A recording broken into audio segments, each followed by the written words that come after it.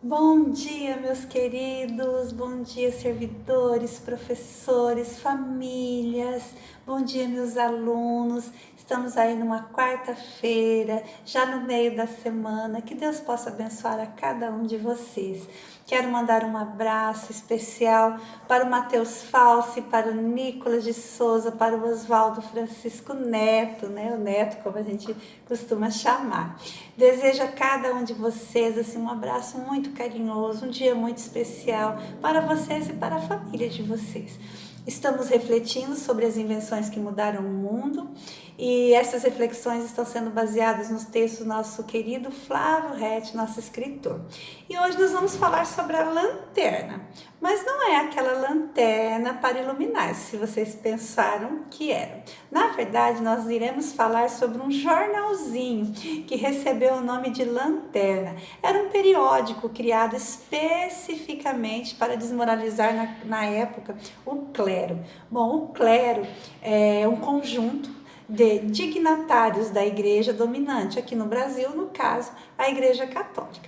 Era um jornalecozinho anticlerial, fundado na cidade de São Paulo em 1901 e que se extinguiu em 1935. Benjamin Motta, o criador do jornaleco, ele era um jornalista com fama de anarquista e tremendamente anticlerial. Ainda mais porque a igreja apoiava a política, né? E a política, a igreja. Então, surgem os anarquistas com uma ideologia que se opunha a todo e qualquer tipo de organização, hierarquia e dominações dos poderosos, né?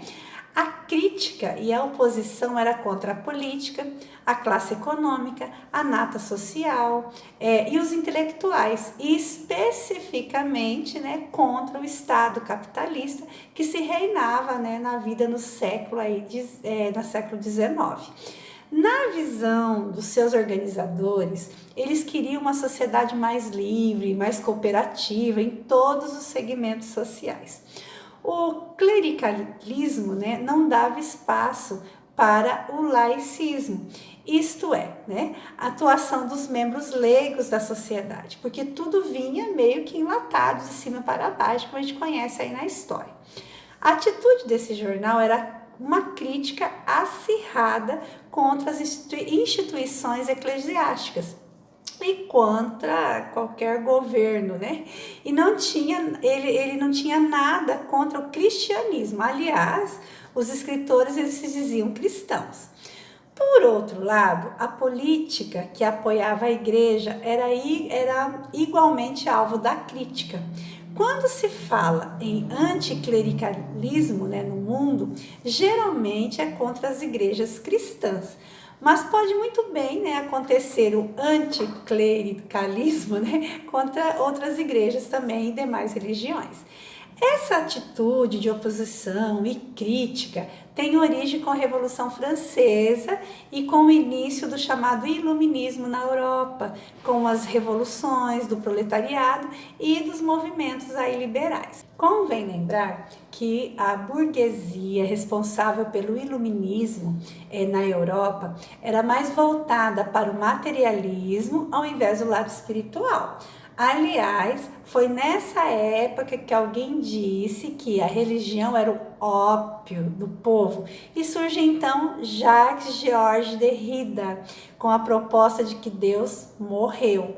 Embora tudo isso tenha ocorrido na virada do século XVIII, algumas ideias perduraram, né? E um pouco mais e chegaram aí ao século XX, como bem atesta o jornalzinho Lanterna, né? A época do Lanterna era mais ou menos como aquele provérbio popular que diz: se há governo, diga-lhe que sou contra. Ser contra é muito natural do ser humano, meus queridos. Vemos todos os dias a oposição entre as pessoas, na família, no local de trabalho, na escola, na igreja, especialmente quando se fala em relação ao governo, não é? O homem chega ao absurdo de ser contra Deus, o seu próprio Criador.